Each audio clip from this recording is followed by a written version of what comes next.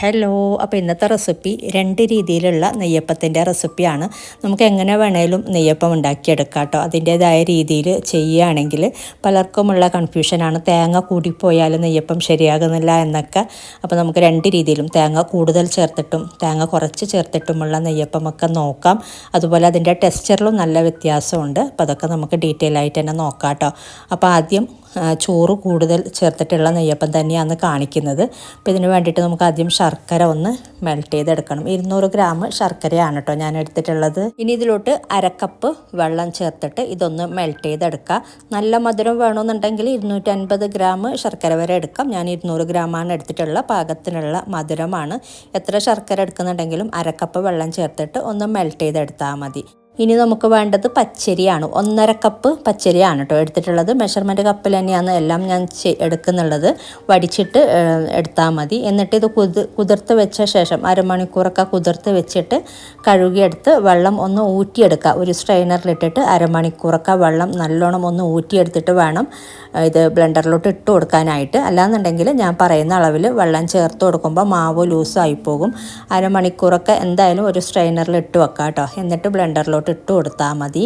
ഇനി നമുക്കിതിലോട്ട് ചേർത്ത് കൊടുക്കാനുള്ളത് പുഴുക്കലരി ചോറാണ്. പുഴുക്കലരി ചോറ് ചേർത്ത് കൊടുക്കുന്ന 1.25 കപ്പ് ചോറാണ് കേട്ടോ ഞാൻ ചേർത്ത് കൊടുക്കുന്ന. 1 കപ്പും പിന്നെ 1/4 കപ്പും വടിച്ചിട്ട് തന്നെയാണ് എടുത്തിട്ടുള്ളത്. എന്നിട്ട് ബ്ലെൻഡറിലോട്ട് ഇട്ട് കൊടുത്താൽ മതി. നിങ്ങൾക്ക് വേണമെങ്കിൽ 1.5 കപ്പ് ചോറ് ചേർത്ത് കൊടുക്കാം. അപ്പോൾ തേങ്ങ 1/2 കപ്പാണ് ചേർക്കേണ്ടത് കേട്ടോ. 1.5 കപ്പ് പുഴുക്കലരി ചോറാണെങ്കിൽ തേങ്ങ 1/2 കപ്പ് ചേർത്ത് കൊടുത്താൽ മതി. ഞാനിപ്പോൾ 1.25 കപ്പ് പുഴുക്കലരി ചോറും അതുപോലെ 1/4 കപ്പ് തേങ്ങയും കൂടെ ചേർത്ത് കൊടുക്കുന്നുണ്ട്. എല്ലാം വടിച്ചിട്ട് ചേർത്ത് കൊടുക്കുക. അല്ലെങ്കിൽ മെഷർമെൻറ്റൊക്കെ അങ്ങോട്ടും ഇങ്ങോട്ടായാൽ ശരിയാവില്ല കേട്ടോ. നമ്മൾ ചോറ് കൂടുതൽ ചേർക്കുന്നതിനനുസരിച്ച് തേങ്ങയുടെ അളവും കറക്റ്റായിരിക്കണം. 1.25 കപ്പ് ചോറും 1/4 കപ്പ് തേങ്ങയും എന്ന രീതിയിലാണ് ചേർത്ത് കൊടുത്തിട്ടുള്ളത്. 1.5 കപ്പ് ചോറാണെങ്കിൽ 1/2 കപ്പ് തേങ്ങ ചേർത്ത് കൊടുത്താൽ മതി. ഞങ്ങളിപ്പോൾ മുമ്പൊക്കെ എൻ്റെ തറവാട്ടിലൊക്കെ ചെയ്യുമ്പോൾ തേങ്ങ കുറച്ചാണ് ചേർത്ത് കൊടുക്കാറുള്ളത്. അങ്ങനെയും ചെയ്യാം കേട്ടോ. തേങ്ങ കുറച്ച് ചേർത്തിട്ട് ചോറ് കൂടുതൽ ആ ഒരു രീതിയിൽ എടുത്താൽ മതി. ഇനി ഇതിലോട്ട് നമ്മൾ ഏലക്കയാണ് ചേർത്ത് കൊടുക്കുന്നത്. ഒരു 2-3 ഏലക്ക ചേർത്ത് കൊടുത്താൽ മതി. പിന്നെ നമുക്ക് പാകത്തിനുള്ള ഉപ്പ് ചേർത്ത് കൊടുക്കാം. ഇനി വേണ്ടത് അരക്കാൻ നമ്മൾ ശർക്കര പാനി ചേർത്തിട്ട് തന്നെയാണ് അരച്ചെടുക്കുന്നത്. 1 കപ്പ് ശർക്കര പാനിയാണ് കേട്ടോ നമ്മൾ എടുക്കുന്നത്. അപ്പോൾ നമ്മൾ ശർക്കര പാനി 1 കപ്പ് ഇല്ലയെന്നുണ്ടെങ്കിൽ കുറച്ച് നോർമൽ വെള്ളം ചേർത്തിട്ട് 1 കപ്പ് ആക്കിയെടുത്താൽ മതി. അപ്പോൾ ഈ 1 കപ്പ് ശർക്കര പാനി ചേർത്ത് കൊടുക്കുന്നുണ്ട്. ഇനി കുറച്ച് സാദാ വെള്ളവും കൂടെ ചേർത്ത് കൊടുക്കുന്നുണ്ട്. 1/4 കപ്പ് സാദാ വെള്ളം ചേർത്ത് കൊടുക്കാം. മൊത്തത്തിൽ 1.25 കപ്പാണ് ഇതിൻ്റെ വെള്ളത്തിൻ്റെ കണക്ക്. ശർക്കര പാനിയും സാദാ വെള്ളവും കൂടെ ചേർത്തിട്ട് 1.25 കപ്പ് ചേർത്ത് കൊടുത്താൽ മതി. ഇനി ഇത് നന്നായിട്ട് നമുക്ക് അരച്ചെടുക്കാം. പിന്നെ തേങ്ങ കൂടുതൽ ചേർത്തതും തേങ്ങ കുറവ് ചേർത്തിട്ടുള്ള നെയ്യപ്പം അതൊക്കെ ഞാൻ കട്ട് ചെയ്ത് കാണിച്ചു തരാം കേട്ടോ. പിന്നീട് നമ്മൾ കട്ട് ചെയ്തെടുക്കുമ്പോൾ അതിൻ്റെ ഉള്ളിലുള്ള ടെക്സ്ചറും ടേസ്റ്റിലുമൊക്കെ വ്യത്യാസമുണ്ട്. ഇതിപ്പോൾ ഞാൻ നന്നായി അരച്ചെടുത്തിട്ടുണ്ട്. നല്ല തിക്കായിട്ട് തന്നെ നമുക്ക് നല്ല പാകത്തിന് അരഞ്ഞ് കിട്ടിയിട്ടുമുണ്ട്. ഇനി നമുക്കിതൊരു ബൗളിലോട്ട് ഇട്ട് കൊടുക്കാം. ഇഡലി മാവിൻ്റെ പരുവത്തിലാണ് ചേർത്ത് കൊടുക്കുന്നത്. നമ്മൾ തേങ്ങ കൂടുതൽ ചേർക്കുന്നുണ്ടെന്നുണ്ടെങ്കിൽ വെള്ളത്തിൻ്റെ അളവിൽ കുറച്ച് വ്യത്യാസം വരും കേട്ടോ. ഈ ഒരു രീതിയിൽ തന്നെ ചേർക്കുന്നുണ്ടെങ്കിൽ പോലും ഇതിപ്പോൾ എനിക്ക് കുറച്ച് തിക്കായിട്ട് പോലെ തോന്നുന്നുണ്ട്. ഇഡലി മാവിൻ്റെ അത്രയും തിക്ക് വേണ്ട. അതിനേക്കാളും ഒരു പൊടിക്കാണ് ലൂസായിട്ട് വേണ്ടത്. ഒരുപാട് ലൂസല്ല കേട്ടോ. ഇതിലോട്ട് 1 ടേബിൾ സ്പൂൺ ഞാൻ വെള്ളം ചേർത്ത് കൊടുക്കുന്നുണ്ട്. ഒരുപാടൊന്നും വേണ്ട. നല്ലോണം തിക്കാണ് എന്ന് തോന്നുന്നുണ്ടെങ്കിൽ മാത്രം 1 ടേബിൾ സ്പൂണൊക്കെ വെള്ളം ചേർത്ത് കൊടുത്താൽ മതി. എന്നിട്ട് നന്നായിട്ട് മിക്സ് ചെയ്തെടുക്കുക. അപ്പോൾ ഈ ഒരു ബ്ലെൻഡറിലോട്ട് തന്നെ ആക്കിയിട്ട് കണ്ടില്ല, 1 ടേബിൾ സ്പൂൺ മാത്രമാണ് വെള്ളം ചേർത്ത് കൊടുത്തിട്ടുള്ളത്. കറക്റ്റ് 1 ടേബിൾ സ്പൂണാണ് കേട്ടോ. ഒട്ടും കൂടി പോകരുത് വെള്ളം. അപ്പോൾ വെള്ളത്തിൻ്റെ ഈ ഒരു മാവിൻ്റെ കൺസിസ്റ്റൻസിയൊക്കെ മനസ്സിലാക്കുക.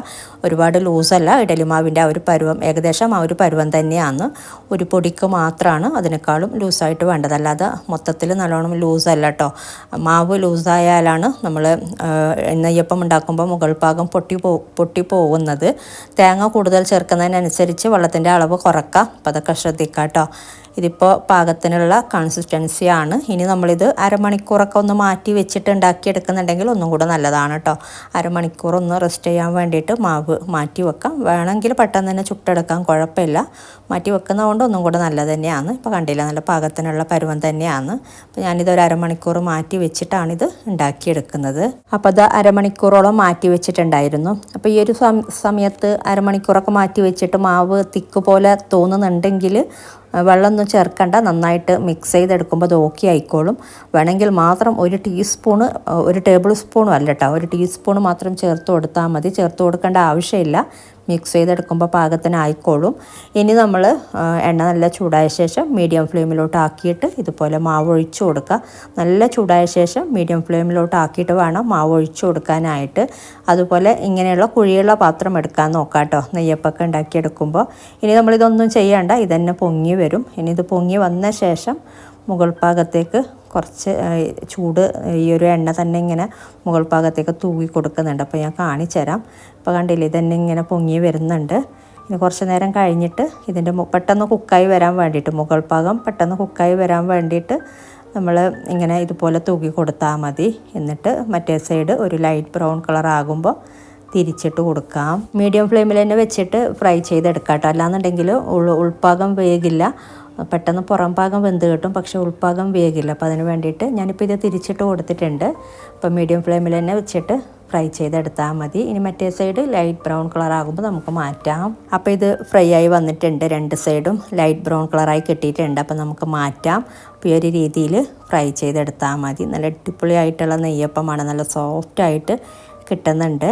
അപ്പോൾ ഇതുപോലെ നമുക്ക് ഞാൻ ഒരെണ്ണം കൂടെ ഞാൻ കാണിച്ചു തരാം. അപ്പോൾ ഇതുപോലെ ഓരോന്നും നമ്മൾ ചുട്ടെടുത്താൽ മതി. ഇത് കാസർഗോഡ് ചെയ്യാറുള്ള നെയ്യപ്പമാണ് കേട്ടോ ഞാൻ കാണിക്കുന്നത്. മുമ്പ് വേറൊരു രീതിയിലും പല രീതിയിലും ഞാൻ നെയ്യപ്പം ഉണ്ടാക്കിയെടുത്തിട്ടുണ്ട്. ഈ ഒരു നെയ്യപ്പം കൂടി ഞാൻ മുമ്പ് ചെയ്തിട്ടുള്ള നെയ്യപ്പം തന്നെയാണ്. അതുപോലെ കാസർഗോഡൊന്ന് പുറത്ത് വേറൊരു രീതിയിൽ ഒരു ദിവസമൊക്കെ മാവ് റെസ്റ്റ് ചെയ്യാൻ വേണ്ടിയിട്ട് വെച്ചിട്ട് കുറച്ച് മൈദയൊക്കെ ചേർത്തിട്ടുള്ള ഒരു നെയ്യപ്പം ഉണ്ട്, അതും ഞാൻ ചെയ്തിട്ടുണ്ട്. അങ്ങനെ പല രീതിയിലുള്ള നെയ്യപ്പം ഉണ്ടാക്കിയെടുത്തിട്ടുണ്ട്. ഇതിപ്പോൾ ആയിട്ടുണ്ട്. അപ്പോൾ ഇതൊന്നും നമുക്ക് മാറ്റാം. ഈ ഒരു രീതിയിൽ ഓരോന്നും ചെയ്തെടുത്താൽ മതി. പിന്നെ നമുക്ക് തേങ്ങ കൂടുതൽ ചേർത്തിട്ടുള്ള നെയ്യപ്പം നോക്കാം, എന്നിട്ട് രണ്ടും ഒരുമിച്ച് കട്ട് ചെയ്ത് കാണിച്ചു തരാം കേട്ടോ. ഇനി ഉണ്ടാക്കി എടുക്കാനായിട്ട് ഇതിലോട്ട് എടുത്തിട്ടുള്ളത് ശർക്കര, സെയിം 200 ഗ്രാം ശർക്കര തന്നെയാണ്. ഇതും നമ്മൾ അരക്കപ്പ് വെള്ളം ചേർത്തിട്ട് ഒന്ന് മെൽറ്റ് ചെയ്തെടുക്കുക. നമ്മൾ ഇതിലോട്ടും അരി എടുക്കുന്നത് 1.5 കപ്പ് അരി വെച്ചിട്ട് തന്നെയാണ്. അപ്പോൾ അതിന് വേണ്ടിയിട്ട് 200 ഗ്രാം ശർക്കര മെൽറ്റ് ചെയ്തെടുക്കുന്നുണ്ട്. നേരത്തെ പറഞ്ഞ പോലെ നല്ല മധുരം വേണമെന്നുണ്ടെങ്കിൽ 250 ഗ്രാം വരെ ശർക്കര എടുക്കാം. എന്നിട്ട് അരക്കപ്പ് വെള്ളം ചേർത്തിട്ട് മെൽറ്റ് ചെയ്തെടുത്ത് മാറ്റി വെച്ചാൽ മതി. അപ്പോൾ ഇതിന് വേണ്ടിയിട്ട് 1.5 കപ്പ് പച്ചരി കുതിർത്ത് വെച്ച ശേഷം കഴുകിയെടുത്ത് വെള്ളമൊക്കെ നല്ലോണം വാർന്നെടുത്ത് വെച്ചിട്ടുണ്ട്. ഇനി നമുക്കിതൊരു ബ്ലെൻഡറിലോട്ട് ഇട്ട് കൊടുക്കാം. അരമണിക്കൂറൊക്കെ ഒരു അരിപ്പയിലിട്ടിട്ട് വെള്ളം നല്ലോണം ഊറ്റിയെടുക്കുക. എന്നിട്ട് ബ്ലെൻഡറിലോട്ട് ഇട്ട് കൊടുത്താൽ മതി, അല്ലാന്നുണ്ടെങ്കിൽ വെള്ളത്തിൻ്റെ അളവ് കൂടിപ്പോവും. ഇനി നമ്മൾ ഇതിലോട്ട് ചേർത്ത് കൊടുക്കുന്നത് ചോറ്, പുഴുക്കലരി ചോറ് ഞാൻ ഇതിലോട്ട് 1 കപ്പ് ചേർത്ത് കൊടുക്കുന്നുണ്ട്. അതുപോലെ 1 കപ്പ് തന്നെയാണ് കേട്ടോ തേങ്ങയും ചേർത്ത് കൊടുക്കുന്ന. നമുക്ക് 3/4 കപ്പ് ചോറും 1/4 കപ്പ് തേങ്ങയും അങ്ങനെ വേണമെങ്കിലും ചെയ്യാം. ഞാനിപ്പോൾ രണ്ടും ഈക്വലായിട്ട് ഓരോ കപ്പ് വീതം എടുത്തിട്ടുണ്ട്.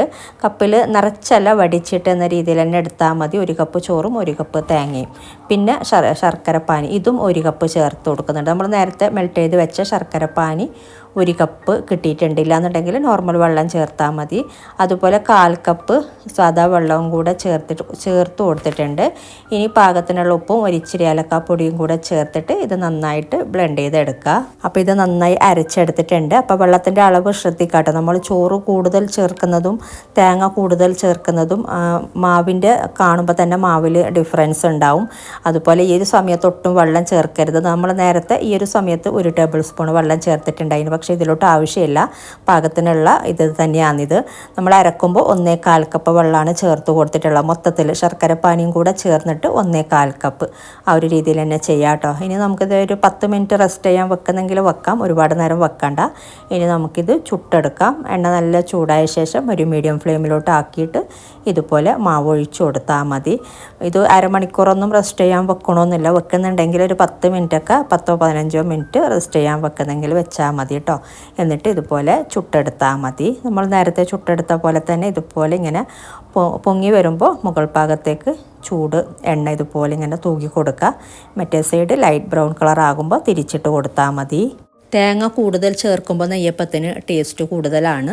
അപ്പോൾ ഞാൻ പറയുന്ന രീതിയിൽ ചെയ്യുമ്പോൾ ഇത് കണ്ടില്ല, ഇതിൻ്റെ മുകൾ ഭാഗം ഒന്നും പൊട്ടി വന്നിട്ടൊന്നുമില്ല. ഒരുപാട് പേര് പറയാറുണ്ട് തേങ്ങ കൂടുതൽ ചേർത്താലും മുകൾ ഭാഗം പൊട്ടി വരുന്നുണ്ട് എന്ന്. ഞാനിത് തിരിച്ചിട്ട് കാണിച്ചു തരാം. അപ്പോൾ നല്ല അടിപൊളിയായിട്ടുള്ള നെയ്യപ്പാണ് കേട്ടോ. പിന്നെ ഇതിൻ്റെ മാവ് ഒരിക്കലും ലൂസായി പോകരുത്. തേങ്ങ കൂടുതൽ ചേർക്കുമ്പോൾ മാവും കൂടെ ലൂസായി പോകുന്നുണ്ടെങ്കിൽ എന്തായാലും പൊട്ടിപ്പോവും. അപ്പോൾ ആ ഒരു കാര്യം ശ്രദ്ധിക്കാം കേട്ടോ. ഇതിപ്പോൾ തിരിച്ചിട്ട് കൊടുത്തിട്ടുണ്ട്. മറ്റേ സൈഡും കൂടെ ഫ്രൈ ആയി വരുമ്പോൾ നമുക്ക് മാറ്റാം. നല്ല അടിപൊളിയായിട്ടുള്ള നെയ്യപ്പമാണ്. 2 നെയ്യപ്പവും ഒന്നും കൂടെ ടേസ്റ്റ് കൂടുതൽ, തേങ്ങ കൂടുതൽ ചേർത്തിട്ടുള്ള നെയ്യപ്പം തന്നെയാണ്. അപ്പോൾ നിങ്ങളിങ്ങനെ ട്രൈ ചെയ്തിട്ടില്ല എന്നുണ്ടെങ്കിൽ, ഒരുപാട് പേര് എൻ്റെ അടുത്ത് ഇങ്ങനെ പറഞ്ഞുകൊണ്ടാണ് ഞാനിത് രണ്ടും ഞാൻ ഒരുമിച്ച് ഉണ്ടാക്കി കാണിച്ചത്. തേങ്ങ കൂടുതൽ ചേർത്തിട്ട് ചെയ്യുമ്പോൾ ശരിയാവുന്നില്ല. എന്താ ശരിയാവാത്ത? തേങ്ങ കൂടുതൽ ചേർത്തിട്ട് ഒരുപാട് ഞാൻ ചെയ്തിട്ടുണ്ട്. അതുകൊണ്ടാണ് ഞാൻ ധൈര്യത്തോടെ ഞാൻ ഈ ഒരു വീഡിയോ ചെയ്തത് കേട്ടോ. ഞാൻ മുമ്പ് തേങ്ങ കൂടുതൽ ചേർത്തിട്ടുള്ള ഒരു റെസിപ്പി കുറേ മുമ്പ് ഞാൻ അപ്ലോഡ് ചെയ്തിട്ടുണ്ട്. അതുപോലെ ചോറ് കൂടുതൽ ചേർത്തിട്ട് ഈ അടുത്ത് ഞാൻ അപ്ലോഡ് ചെയ്ത ഒരു റെസിപ്പിയാണ് കേട്ടോ ഞാനിപ്പോൾ നേരത്തെ കാണിച്ചത്.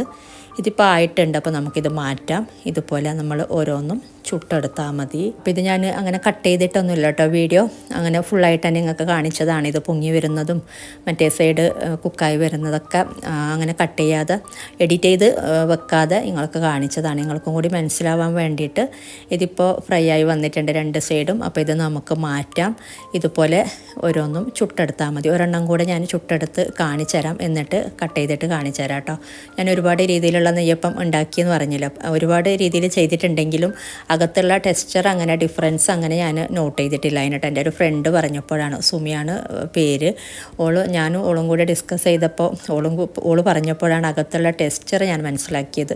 തേങ്ങ ചേർത്തിട്ടുള്ള നെയ്യപ്പവും തേങ്ങ കുറച്ച് ചേർത്തിട്ടുള്ള നെയ്യപ്പവും എന്ന രീതിയിലൊക്കെ അകത്തുള്ള ടെക്സ്ചർ നല്ല ഡിഫറൻസ് ഉണ്ട്. രണ്ടും കൂടെ ഞാൻ കട്ട് ചെയ്ത് കാണിച്ചു തരാം ഒരുമിച്ച്. ഇതും കൂടെ നമുക്ക് ഫ്രൈ ചെയ്തെടുത്തിട്ട് കാണിച്ചു തരാം കേട്ടോ. മീഡിയം ഫ്ലെയിമിൽ തന്നെ വെച്ചിട്ട് ഫ്രൈ ചെയ്തെടുക്കുക. ഹൈ ഫ്ലെയിമിൽ ഒരിക്കലും വെക്കരുത്. പിന്നെ മാവ് ഒഴിച്ച് കൊടുക്കുമ്പോൾ എണ്ണയ്ക്ക് ചൂടുണ്ടായിരിക്കണം. പിന്നീട് ഫ്ലെയിം കുറച്ചാൽ മതി. അപ്പോൾ ഒരുപാട് പേര് കുറേ ഡൗട്ടും കാര്യങ്ങളൊക്കെ ഇതിനെപ്പറ്റി പറഞ്ഞുകൊണ്ടാണ് ഞാൻ ഇത്രയും ഡീറ്റെയിൽ ആയിട്ട് പറയുന്നത്. നിങ്ങൾ ഉണ്ടാക്കിയിട്ട് നിങ്ങൾക്ക് ഫ്ലോപ്പ് ആവാൻ പറ്റുമല്ലോ, അതിന് വേണ്ടിയിട്ടാണ്. ഇത് നമുക്കിപ്പോൾ തിരിച്ചിട്ട് കൊടുത്തിട്ടുണ്ട്. ഇനി മറ്റേ സൈഡ് ഫ്രൈ ആയി വരുമ്പോൾ മാറ്റാം. അപ്പോൾ ഇത് മറ്റേ സൈഡും കൂടെ ഫ്രൈ ആയി വന്നിട്ടുണ്ട്. അപ്പോൾ നമുക്ക് മാറ്റാം. ഇതുപോലെ ഒന്ന് ചെറുതായിട്ടൊന്ന് തിരിച്ചിട്ട് സൈഡ് അടിഭാഗം ഒന്ന് നോക്കിയാൽ മതി, നമുക്ക് മനസ്സിലാവും ഫ്രൈ ആയി വന്നിട്ടുണ്ടെങ്കിൽ. ഓവറായിട്ട് അങ്ങനെ ഫ്രൈ ചെയ്തെടുക്കണ്ട, പാകത്തിന് ഫ്രൈ ആക്കി എടുത്താൽ മതി. ഇത് നമുക്ക് മാറ്റാം. ഇതിപ്പോൾ ആയിട്ടുണ്ട്. നല്ല 2 സൈഡും നല്ല അടിപൊളിയായിട്ട് കിട്ടിയിട്ടുണ്ട്. അപ്പോൾ നല്ല പെർഫെക്റ്റ് ആയിട്ട് നല്ല അടിപൊളിയായിട്ടുള്ള നെയ്യപ്പാണ് കേട്ടോ. ഇതുപോലെ ഓരോന്നും ചുട്ടെടുത്താൽ മതി. ഇനി ഞാൻ കട്ട് ചെയ്ത് കാണിച്ചു തരാം. അപ്പോൾ ആദ്യം നമ്മൾ ഈ ഒരു തേങ്ങ ചേർത്തിട്ടുള്ള നെയ്യപ്പം തന്നെയാണ് കട്ട് ചെയ്ത് കാണിക്കുന്നത്. ടേസ്റ്റ് കൂടുതൽ ഇത് തന്നെയാണ് കേട്ടോ. ചോറ് കൂടുതൽ ചേർക്കുന്നതിനേക്കാളും തേങ്ങ കൂടുതൽ ചേർക്കുമ്പോൾ തന്നെ ആയിരിക്കില്ല ടേസ്റ്റ് കൂടുതൽ. അപ്പോൾ ഈ ഒരു നെയ്യപ്പം കട്ട് ചെയ്തെടുക്കുമ്പോൾ ഇതിൻ്റെ അകത്ത് ഒരു ആരെടുത്ത ടെക്സ്ചറില്ലേ, നമ്മൾ കൽത്തപ്പൊക്കെ ഉണ്ടാക്കിയെടുക്കുമ്പോൾ കിട്ടുന്ന അതുപോലെ ചെറുതായിട്ട് പക്കാന്നല്ല, ആരെടുത്ത ആ ഒരു ടെക്സ്ചറാണ് കേട്ടോ ഈ ഒരു നെയ്യപ്പത്തിൻ്റെ അകത്തുള്ളത്. നിങ്ങൾക്ക് ക്യാമറയിൽ എത്രത്തോളം ക്ലിയർ ആണെന്ന് അറിയില്ല. നിങ്ങളുടെ അഭിപ്രായങ്ങളും കൂടി കമൻ്റായിട്ട് അറിയിക്കാം കേട്ടോ. ആ ഒരു ടെക്സ്ചർ തന്നെയാണ് ഇതിൻ്റെ അകത്തുള്ളത്, ആരെടുത്ത ആ ഒരു ടെക്സ്ചർ. അതുപോലെ നമ്മൾ ചോറ് കൂടുതൽ ചേർത്തിട്ടുള്ള നെയ്യപ്പം, അതും നല്ല ടേസ്റ്റി ആയിട്ടുള്ള നെയ്യപ്പം തന്നെയാണ് ഈ ഒരു നെയ്യപ്പവും. അപ്പം ഇത് കട്ട് ചെയ്തെടുക്കുമ്പോൾ ഇതിൻ്റെ അകത്ത് ഉരുണ്ടു കൂടിയ ഒരു ടെക്സ്ചറാണ്. നിങ്ങൾക്ക് കാണുമ്പോൾ ഇത് നിങ്ങൾ കമൻ്റായിട്ട് അറിയിക്കാട്ടെ നിങ്ങൾക്കിത് രണ്ടും മനസ്സിലായിട്ടുണ്ടോ എന്നുള്ളത്. അപ്പം അങ്ങനെ 2 രീതിയിലുള്ള ഡിഫറൻസ് നമുക്ക് ഈ 2 രീതിയിൽ നെയ്യപ്പം ഉണ്ടാക്കിയെടുക്കുമ്പോഴും കാണുന്നുണ്ട്. അപ്പോൾ നിങ്ങൾക്ക് ഏതാണ് ഇഷ്ടമായത് അതും കൂടി നിങ്ങൾ കമൻറ്റ് ചെയ്യുക. അപ്പോൾ ഇതൊക്കെയാണ് ഇന്നത്തെ വീഡിയോയിൽ. ഇന്നത്തെ വീഡിയോ ഇഷ്ടമായാൽ ലൈക്ക് ചെയ്യാനും കമൻറ്റ് ചെയ്യാനും ഷെയർ ചെയ്യാനും മറക്കരുത്. അതുപോലെ സബ്സ്ക്രൈബ് ചെയ്യാത്തവരാണ് വീഡിയോ കാണുന്നതെങ്കിൽ സബ്സ്ക്രൈബ് ചെയ്യാനും മറക്കരുത് കേട്ടോ. അപ്പോൾ ഇതുപോലെ നല്ല റെസിപ്പിയുമായിട്ട് മറ്റൊരു വീഡിയോയിൽ കാണാം. താങ്ക്